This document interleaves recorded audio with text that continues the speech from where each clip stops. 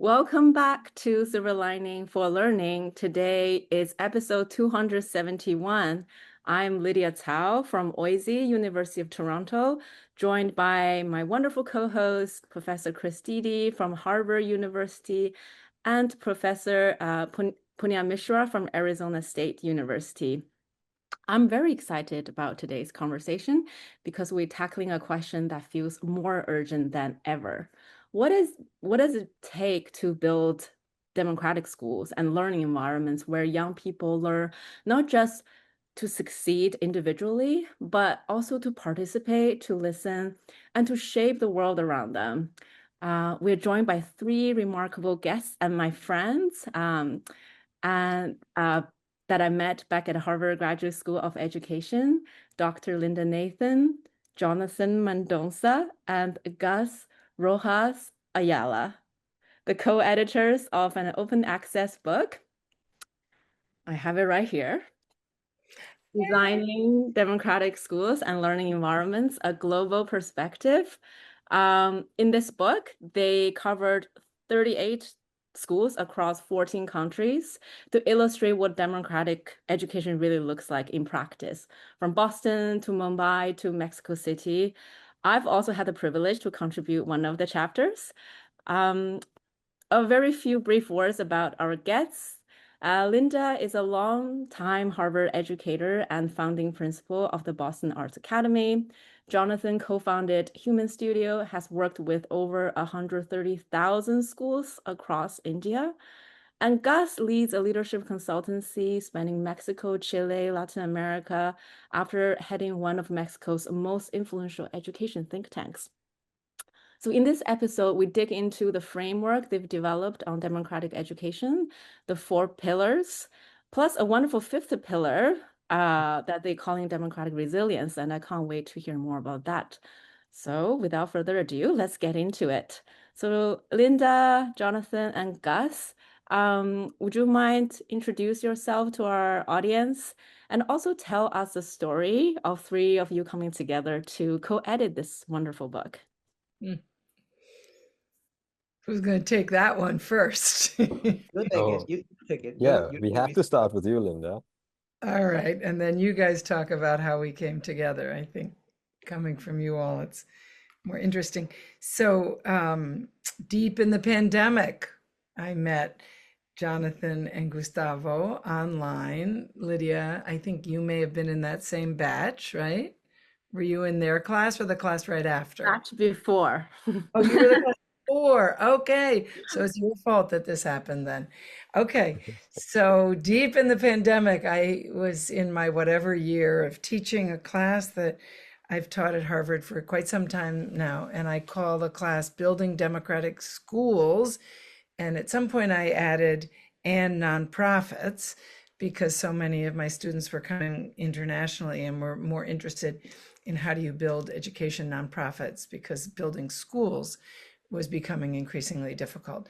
And the reason I came to teach that class at Harvard is because in Boston, I've had the privilege of founding three different public schools, all that embody and reflect the principles that we're going to talk about, principles of democratic education. And I started that work as early as the early 80s. And I also had the chance to found four different nonprofits that reflect the pillars that we're about to talk about. And I'll let Jonathan and Gustavo talk about how we met or how this book came about because we met. Sure, go for it. Good. Well, it's very important to say that besides all of these wonderful roles and accomplishments, Linda is a fantastic educator herself.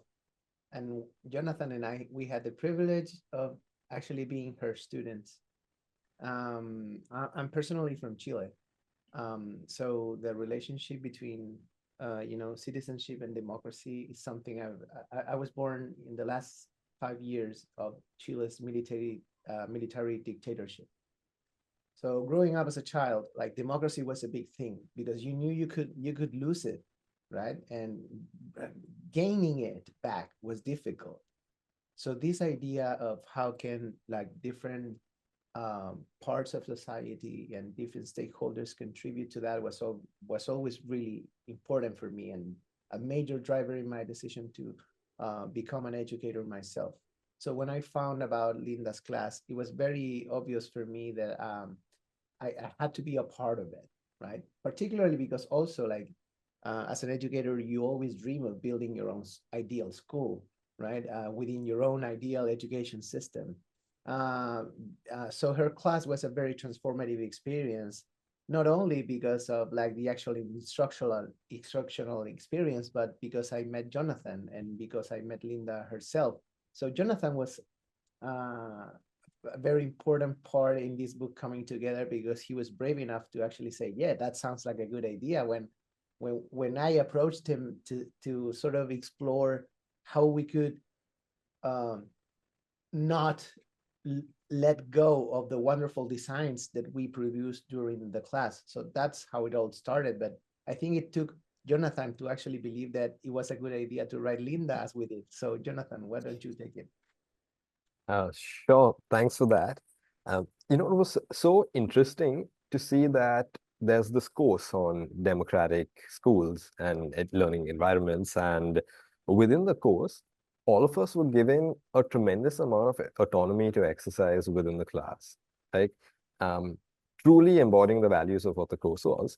And you see people who've been privileged to have some of the most challenging and beautiful experiences that have brought them to a place like Harvard still struggle to play with autonomy or to actually exercise their choices, right? And it was a deep realization at the time that these experiences are highly uncommon. We talk about it and we celebrate these values tremendously, right? So you couple that with the fact that I, I was thinking of human studios and the fact that schools are going to encounter a lot of change, like the pandemic, the effect of climate change, the effect of technology on education, global instability on education, and the world is going to go through this moment where schools are ready to redesign. And it felt really important to have a good roadmap to redesign, or it just felt like a really beautiful opportunity to provide schools with this with a roadmap or a comparative study of so many other schools that have been able to create democratic learning environments, so that when we go through this global movement and like 7 million schools reconsider what they stand for, maybe this time there can be a little more choice, a little more autonomy, a little more open flow of ideas that enter the whole ecosystem. And yeah, it seemed incredibly daunting to put together a book at first. And so we just started off with a call and said, hey, how does this idea sound? We all three immediately jumped on it. Our networks, especially Linda's, made it so easy to access such beautiful spaces of learning. And it just seemed to make sense that we put something like this together. They make Wonderful. it sound easy. It took 2 years plus. Yes, I remember Yeah, the editing Yes, you process, do. the review yeah, process. It was true. very well coordinated. So kudos to all of you. Um, so can you tell us a little bit about these pillars of democratic education, as well as a newly added pillar of democratic resilience? Just want to Yeah. give a shot of this wonderful book again. Yeah, I think I'll take that first and then again let Jonathan and Gustavo add in here. So, interestingly, with this book, we started with some questions that we wanted every author or group of authors to answer, and in a number of the chapters, students were also writing. And Lydia, yours was also a chapter that was deeply rooted um, in making sure we had student voices. So we started with a series of questions, and then the questions really became what we now call the pillars. And those pillars were kind of obvious after the fact that they were the very same pillars that I had introduced with my faculty at Boston Arts Academy. There we called them shared values. Um, and what emerged after chapter authors began using the first group of questions, we saw that folks were having a hard time kind of creating coherence with their chapters. And so we suggested this idea of these four pillars. And we said, maybe your chapter falls into one as opposed more into one as opposed to the other. And always we were saying, Jonathan referenced the pillars a minute ago, this idea of agency, the idea of centering equity, the notion of what we call the common good, and solving society's most urgent challenges. None of these ideas are new. These have been the pillars of democratic education for decades, if not 100 years or more. Dewey talked about these kinds of ideas. Freire talked about these kinds of ideas. Septima Clark talked about these kinds of ideas. So they're not new. We put them together in a format which we called pillars, and that's how people began to write. In order to answer the question about how the fifth pillar has emerged, that's been really eye-opening for me. So since the book with Jonathan and Gustavo, there was almost an outcry from authors in the United States saying, wait a minute, Linda, where's the book that's specific to the United States and specific to a moment in time where we were able in the US to found many schools based on these pillars. And this was a moment of time in the late 80s, early 90s. And so with another graduate student, I am now editing a book about 6 schools in the US. And as we did a different thing that if Jonathan and Gustavo and I could have, I think we would have, we interviewed all of the chapter authors of the 6 case studies afterwards to say, well, now you've explored these 4 pillars. Is there anything missing? And no surprise, what emerged is the 5th pillar is about resistance. And I just thought that was so kind of perfect, because without resistance, how do you ever enact the first 4 pillars, especially given the times that we're living in right now? And so that notion and that understanding of power, that understanding of trust, shared purpose, and the importance of networks. Boy, that has come out in this 5th pillar of resistance. So I'll be looking forward to us doing some more now with 5 pillars, not just 4. Jonathan and Gus, feel free to jump in if you have things to add. Yeah, for sure. It was really interesting because we followed a democratic process to put the book together itself, right? It was an open call to authors saying, would you like to participate in something like this? And we thought with great difficulty, we may stumble across 20 democratic schools. And I think we heard back from over 70. And then, through conversations, draft papers, things like that, we were able to filter down to a few of those who were able to articulate their ideas in a way that others could actually learn from. And what interestingly stood out is, like Linda mentioned, we didn't start off with the pillars, right? We started off with questions. The first draft of the essays helped us understand what is common between democratic schools, and that's why we keep referring to them as emergent pillars all throughout the book, right? Because it did emerge from the study of so many schools. So we wanted to say that, you know what, it is messy creating a democratic school. It is a little more difficult, okay, than the straightforward linear authoritarian school. But look at the amount of people that are out there doing it. It's not 1 or 2 examples. Here's casually 38, right? And the list keeps going on and on. But it was really beautiful to see the pillars emerge from these schools, right? That even though these schools had never interacted with each other or spoken to each other, there was something common in this unsaid mission that they were all striving towards. And just like one of the pillars say that there is no democratic education without the notion of common good. And that common good could look so different in each one's case, but there is that notion, and there's a mobilization of people, institutions, and everyone towards that cause, right? Being extremely equitable and open to a flow of ideas in between. Yeah, and I think that probably one of the things I love most about when this big moment for us as editors when the framework emerged was the fact that it highlighted two or three very important things across the whole book. One of them is creative tensions, because we talk a lot about polarities. And if you look at the chapters, like they always tried on like these horizons of possibility. On the one hand, control. On the one hand, on the other hand, freedom and autonomy.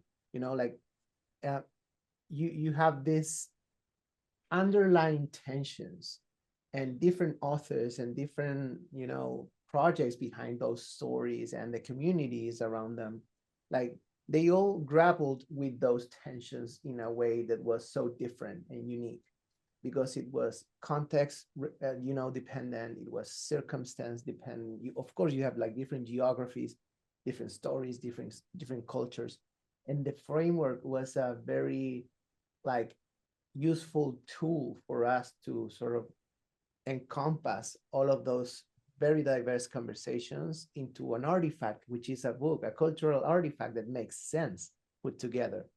But then I think that it also uh, allowed us to have a sense of non-prescriptory approach to how to talk about democratic education across contexts. You know, this idea of common good, you don't go and buy that on the supermarket, right?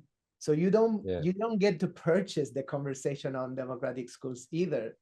You have to build it. And I think that these four pillars were a very interesting tool for us to produce not only the book itself, but the actual conversation that the book aimed to spark internationally. And I think that's been one of the greatest contributions. And that probably explains why the book has been downloaded more than 230,000 times, which is a very, very important part of the contribution we believe it makes. Gustavo, I just want to mention something that occurred early days with the three of us. We did make a commitment, even though I was the professor and they were the graduate students, that we would work as equals. And so I think that, for a lot of people that can be daunting and confusing. And that was something, I think we did pretty well on. And we also, and Lydia, I'm sure you remember some of this, really encouraged the chapter authors, and 38's a lot of people, to co-edit with one another. And we really wanted people to, and this is sort of what Jonathan and Gustavo were both referencing, because we wanted people across continents, experiences, to be able to learn from one another and to help one another get their ideas clearer. And so that, I think, it's a different way to go about the co-editing process, that, with that many chapters, we didn't feel that we could be we knew we had to at some point be the last word, but we didn't want to be the last word without others really having an opportunity to weigh in. And I think that's different. And the other thing that was different was this idea of open access, which I had never heard of. And Jonathan and Gustavo had. They were really insistent that in their contexts, if we were to do, if you will, just an academic hard copy book, no one in their countries would read it because it would be too expensive.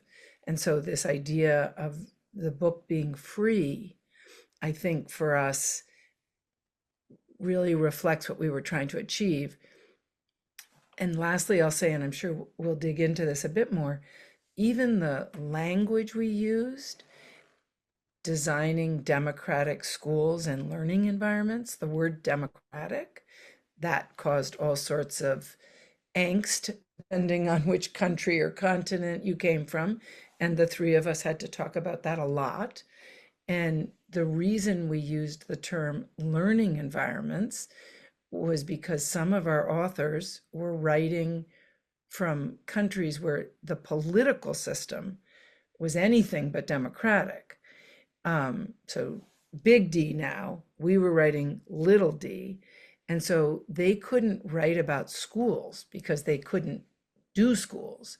They could, given the politics, they could only do learning environments. And so I think opening up to that, and also to what we called concept schools, and these were some of my graduate students that had ideas that have yet to be put into place. And those were really important decisions because, as Jonathan said at the opening, we wanted to make sure those concepts were out there somehow so that people in countries that would say, I can't start a democratic school, could read a concept and could say, oh, but I could start this learning environment and I could start with these pillars and not get into trouble, if you will, politically. So I think those compromises, and we really approached this, I think, in a good way with a lack of rigidity. Because had we been rigid and said it's got to be this and it's got to be that, I think we would have had a much less influential book.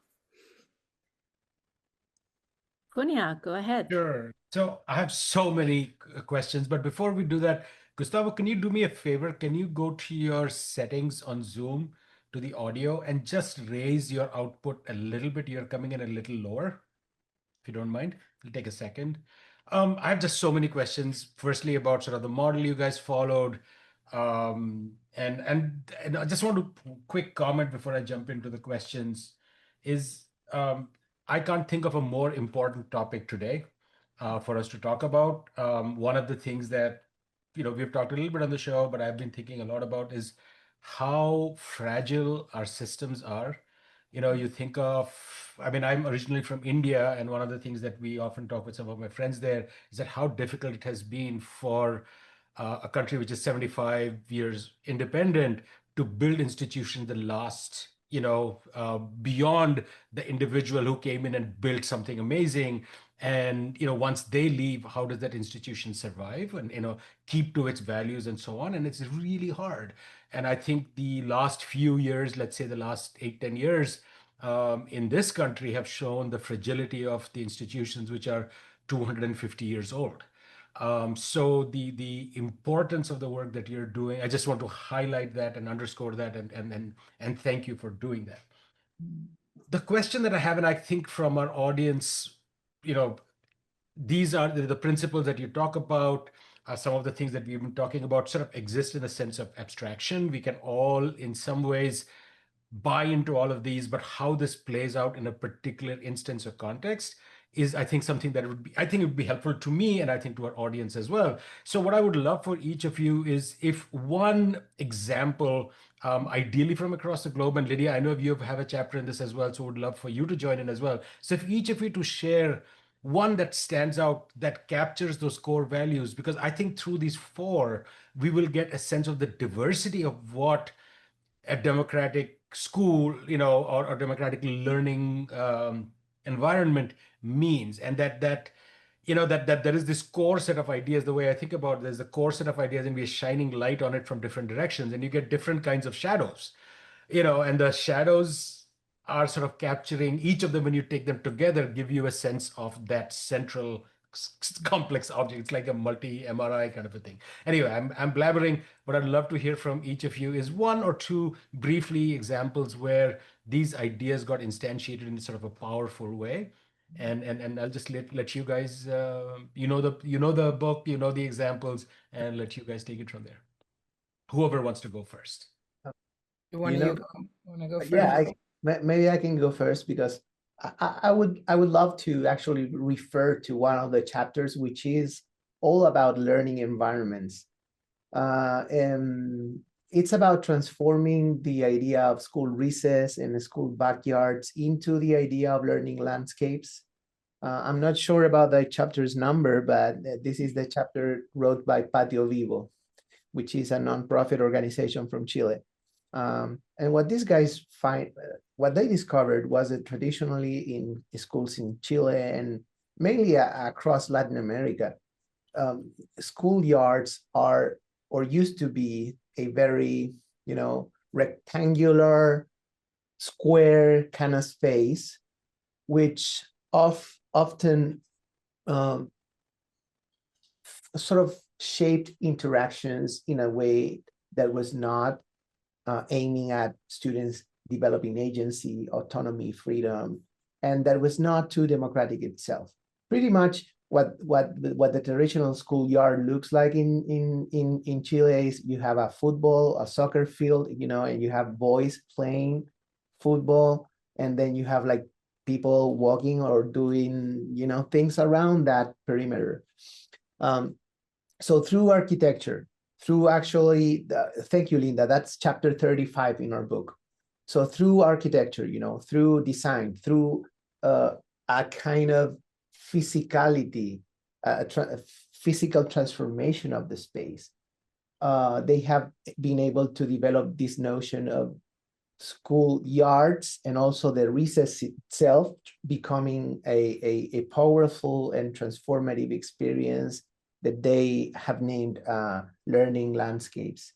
And the chapter includes a very interesting graph, which is how the interactions change, like the physical interactions and the physical use of space changes when you actually build it purposefully, so that it becomes a more democratic space.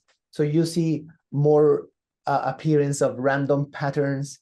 You know, they have like these very interesting heat maps, right, of how are students making use of that space.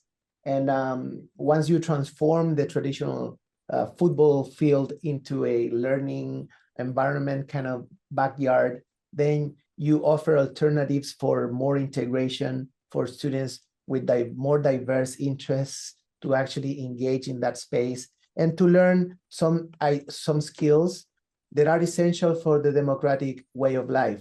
Because when you don't have like that predetermined outcome, which is all we can do is play soccer or else, right? Then they have to learn how to negotiate. They have to learn how to agree on things and how to disagree on things and how to take turns and how to wait for the next recess for your own agenda to actually be to be the priority, right? So all of these things elaborate so much on the initial skills that we as citizens need in a healthy democratic society to be able to learn how to live together.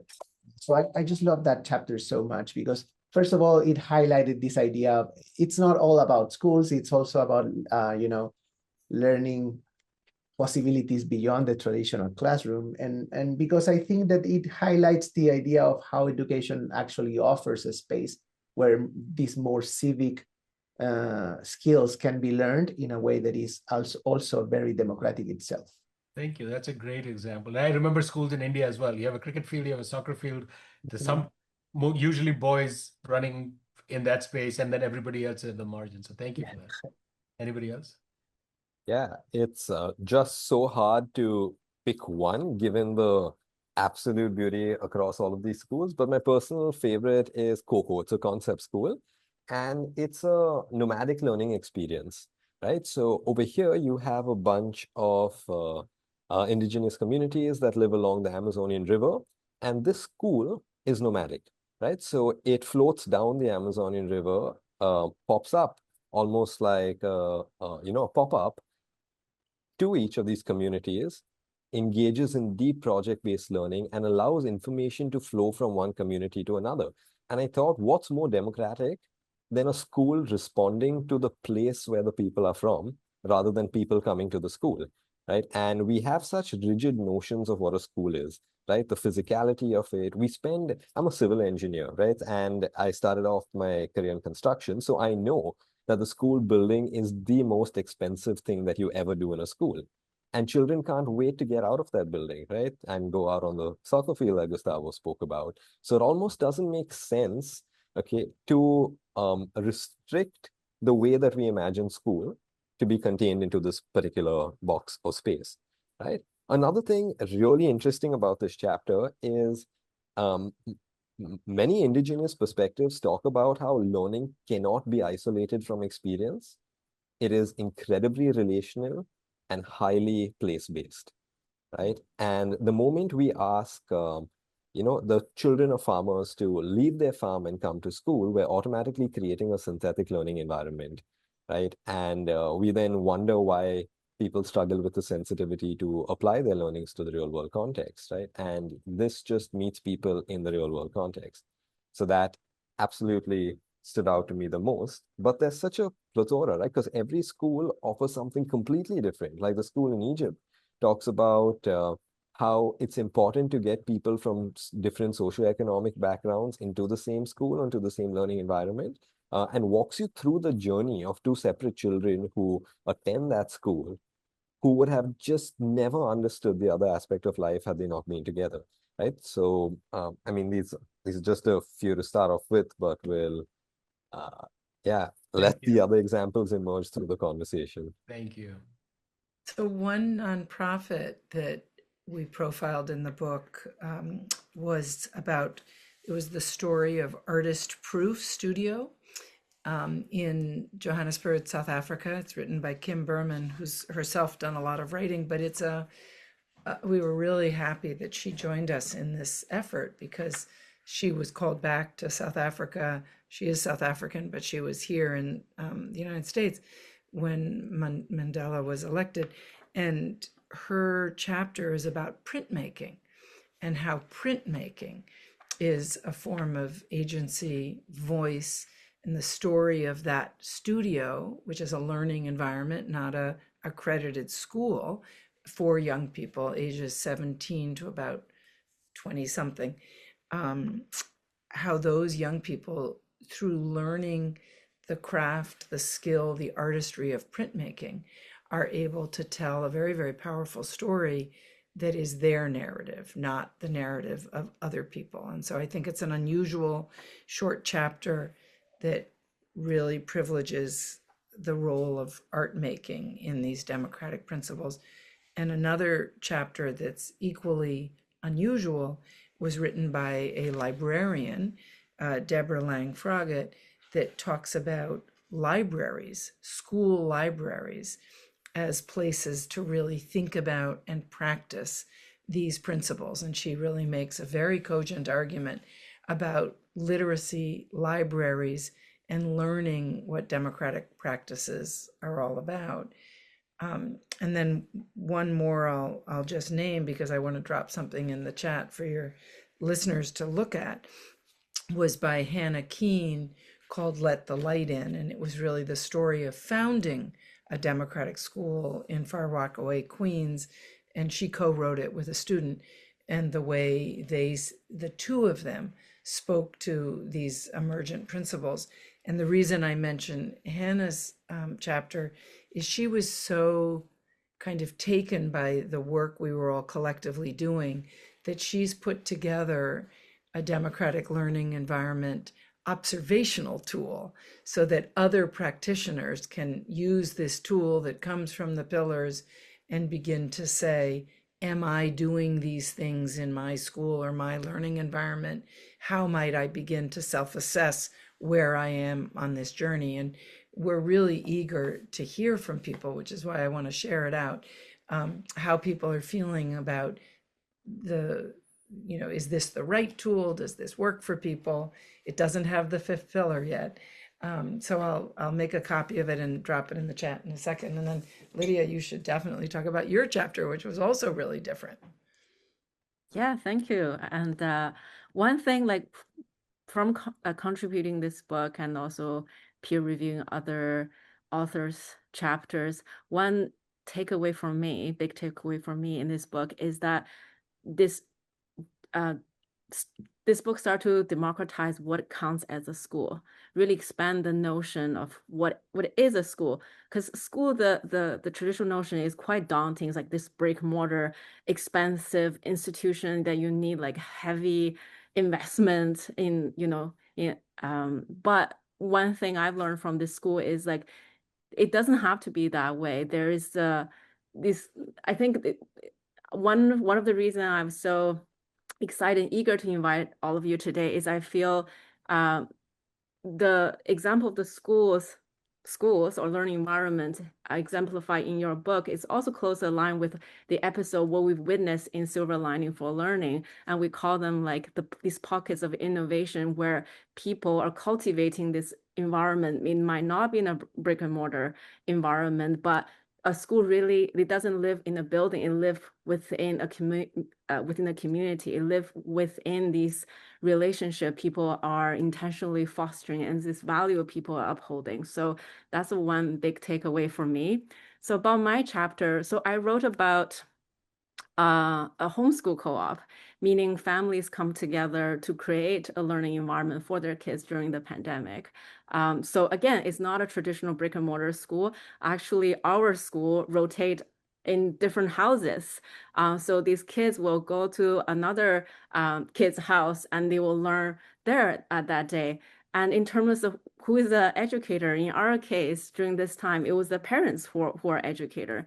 And one of the mission for Birdhouse, that's the name of our co-op, is we are trying to empower parents to be this great educator for their kids, and really expand the notion of who can be an educator. And we really believe committed parents, when they come together as a community, they can foster a great learning environment for these children. And we also want to expand on this notion of success, what is worth of learning. So we know in traditional schools, like is learning is very cognitively heavy. It's about, scoring well on a test. It's about being able to really internalize a lot of concept and being able to present that, whether in any kinds of assessment. We really want to expand the notion of what is really worth learning at the school environment that is beyond that just cognitive aspects of learning, but also really intentionally include these affective dimensions, relationships among children, and healthy eating habits. And we really have children to cook together in that home environment to foster that sense of community.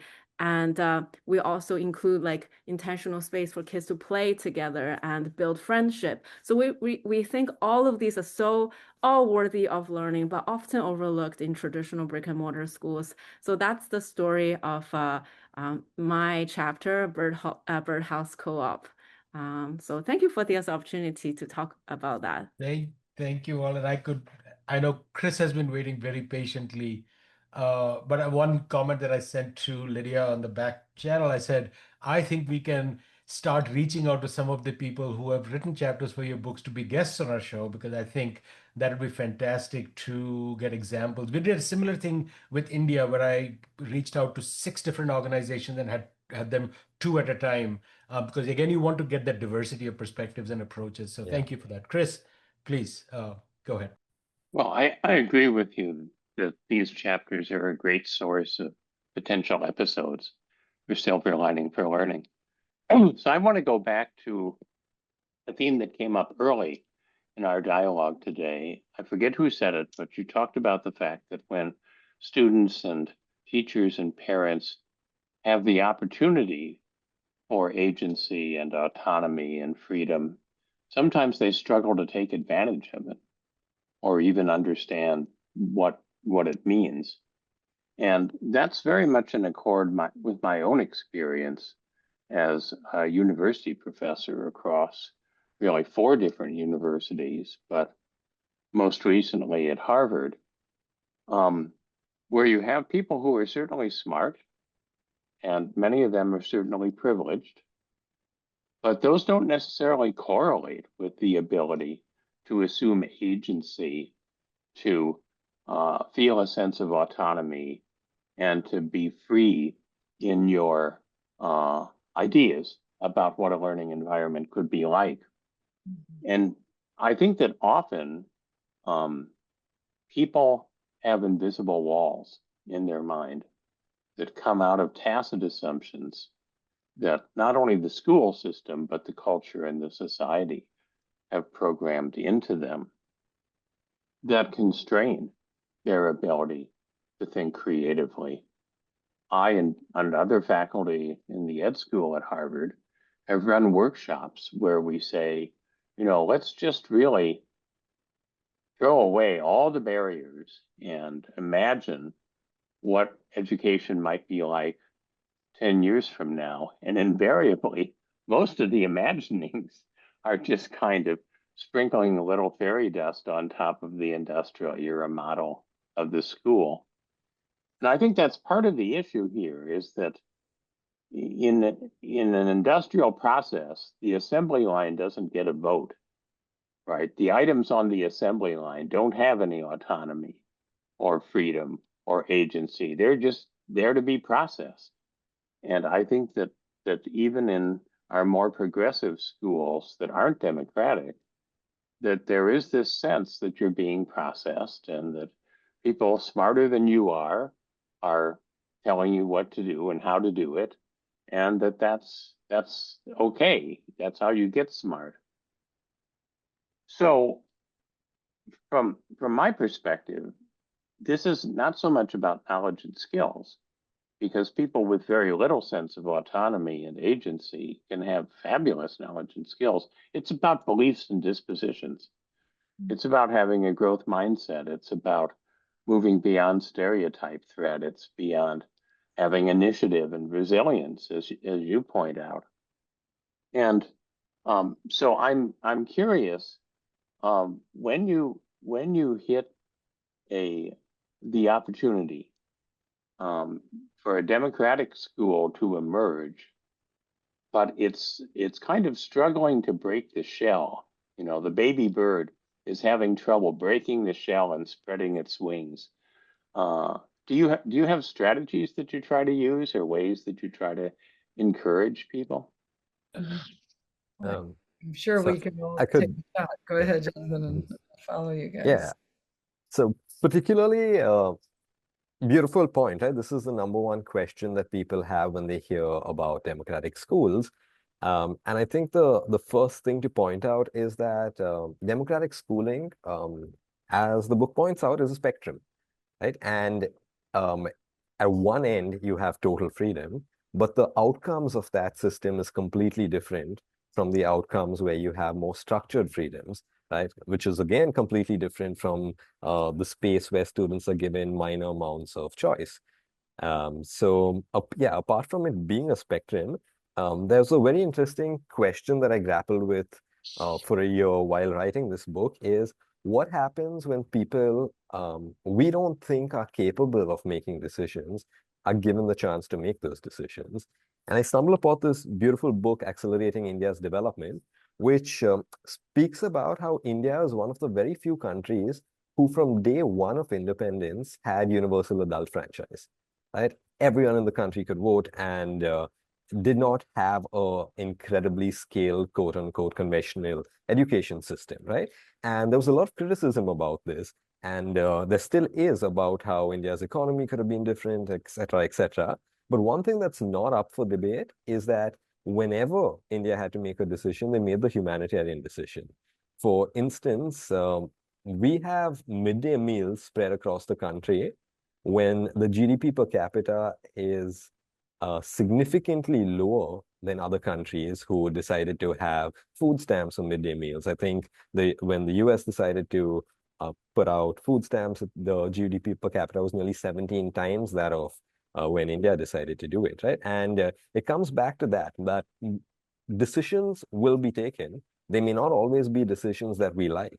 They may also not always lead to um, outcomes that we expect in the short term, but in the long term, collectively, when people are involved in decision making, it's usually the more humanitarian decisions that get made down that process, right? And I think it's the skill of the educator and the person putting the school together to also know when or in which domains total autonomy should be given, and what is an obligation that the learning environment also has to its stakeholders that are showing up over there in order to guarantee learning outcomes, right? And so I believe they call that designing for flexibility to a certain extent, right? To say, okay, we're going to try this out. If people cannot, if we're not moving towards a learning outcome, are we ready to drop that or are we ready to change that? And if not, then perhaps this is not a place, okay, where we pretend to give people autonomy, right? But rather just have that conversation with them and say, hey, your best interest is at heart. And for that reason, you might not like this, but it's something that we all need to do in order to build basic skills like paying attention in a boring conversation, right? Linda, you want to go next? Sure. I really appreciate, Chris, your framing, and I just want to mention something that Gustavo and I experienced, particularly in the Chilean context. The book is not trying to have democratic schools equal freedom.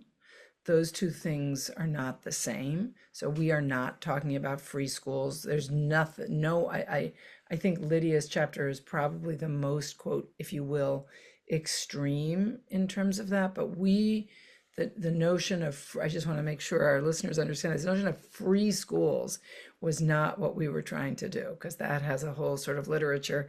And as Gustavo and I experienced when we talked to some Chilean um, educators at the national level, they were like, no, we don't want to do free schools. And we were like, no, no, no, it's not the same. So I just want to make sure we get our language on that right.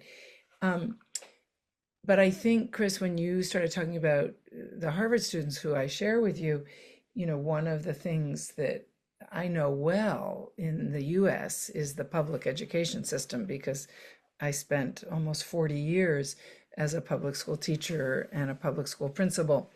And what we did in the US with the advent of No Child Left Behind, so that particular legislation slammed the door on innovation in the United States. And when I was talking earlier about we had this brief period, and those are the cases that I'm looking at in the next book, which is going to be called Democratic Schools Matter. We picked 6 schools that emerged right before NCLB, so they've had a long history, or right at NCLB, and they couldn't yet be destroyed by No Child Left Behind. So many people talk about that legislation as a very progressive legislation, that it opened up, it really centered equity, thought about funding, and all of that may be true. And those are potentially very important things. But it also did one thing which dramatically changed US education, probably brought us closer to India, actually, which was a single high stakes test. So this notion that 12 years of schooling, 13 really, would end with 1 or 2 or 3 or 4 or 5 single tests was going to now determine what success in US schools look like. And that has so dramatically stopped the flow of innovation, of democratic thinking, because everything then is about getting through the narrowest eye of the needle. And sadly, wonderful as our Harvard students are, most of them have come through that system. So they get to graduate school at Harvard, at least in my class, and they got to unlearn a whole lot about what success looks like. Because in my class, now that we're back in real time, we spend quite a bit of time with them thinking about, how are you going to exhibit your knowledge? How are you going to share this with other people? What's it going to look like? And they're like, you mean I have to literally build and collaborate and demonstrate? It's not just a test or a paper? And I'm like, yeah, because actually in the real world, it's not a test or just a paper. It's all about those C skills of collaboration and communication. So I do a lot of happily reteaching that. But I do think, as we think about education globally, and if we end up thinking that what constitutes success in education is a score on a test, we are so sadly misguided, and we won't get the kind of citizens that our fragile democracies really need. And that's why I think folks like Lydia were really interested in studying homeschool, which has absolutely rejected that notion of one test measures my worth. But I think universities play a huge role in keeping ideas very limited, Because if the only way to get into university, the top ones, let's say, is through a test, we're going to have really poor students, because we all on this show know that, you know, learning can be measured in lots of different ways. And, you know, that is something we need to privilege. So. And building on this notion of having one single result, one single number, like becoming the most important thing for an education system. I think that talks a lot about a very important part of the debate, which is the social function we actually, hold schools accountable to. So not a single decision is random, right? It all corresponds to a certain kind of vision, to a certain kind of values, to a certain kind of worldview. And you can look at, schools as a system to keep society under control. You can look at schools as a device to pursue economic prosperity. There are so many like philosophical views around what schools can actually do and should do for a society. And I think that a very important part of that conversation is the tension between conservation and innovation. The idea that people are often held by their own beliefs and attitudes, and how that shapes the way we think and the way we act and the way we are actually able to bring forth something new, that is often determined by those two forces. And I believe a very important component in like getting our ideas straight around that is that the idea of common good, right? Like actually a very important and like I would say even fundamental democratic belief, which is we as a people are able to come up with the best possible answer in order to protect common good, right? So sometimes protecting the common good actually means being very good at realizing what are components of our way of life together as a society that we must protect, that we must, conservation in a good, positive way can actually be, can also be a driver of good for a society. But then, of course, this notion of what else do we need because the world changes, and right, our work and the book was edited prior to all of the AI upheaval of the last years. And that is such a transformative force right now. And it should force us not only to talk about what new things, attitudes, skills, do we need to build, but also what do we want to, keep and hold on to. And sometimes that has to do with values, sometimes that has to do with like cultural heritage and so on. But right now, particularly thinking about this amazing framing that you just posed, Professor Didi, I think the word agency matters so much, right? Because AI gives us now a set of tools that completely transform the economy around building, right? Around creating value. So right now, individuals can pretty much like outsize organizations when it comes to the terms of like the impact of what you're actually designing, the impact of what you're actually building. And I think that conversation around beliefs and attitudes towards the possibility of freedom, it's more important than ever. And it is a very important part of the conversation which should be taking place in schools right now, but it's intimately connected to the fundamental beliefs about what we believe schools should do for a society. And that's deeply philosophical. It's not only political, but it's philosophical, and it requires us to have a set of guiding values, right? I could think of the 4 democratic pillars from our book as very important or interesting, avenues to hold that conversation collectively, because thinking democratically, it should not be decided by elites. It should be decided collectively. Just to add to that and get super specific with some examples, right? For instance, children can really be involved in collaborative curriculum development. And we've seen this in a lot of places. For instance, a lot of schools that are introducing um, AI-related courses for children need to speak to the children, given that these are children who have a lot more exposure to such technology than teachers themselves in a number of instances, right?